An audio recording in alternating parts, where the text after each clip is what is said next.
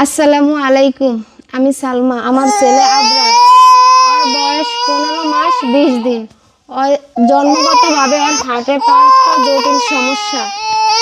এজন্য আমরা বিভিন্ন জায়গায় ডাক্তার দেখাইছি। তারপরে আমরা হার্ট ফাউন্ডেশনে ভর্তিও ছিলাম, এনজিওগ্রাম করেছি। ওনারা বলছে যে ওর হার্টে যে সমস্যাগুলো এগুলো অনেক মারাত্মক। এজন্য ওনারা বলছে যে বাংলাদেশের জন্য এটা অনেক রিস্ক হয়ে যাবে, যদি পারেন আপনারা বাহিরে নিয়ে যান তাহলে ভালো হবে। কিন্তু আমার বাচ্চার বাবা মানে আমার স্বামী একজন চায়ের দোকানদার।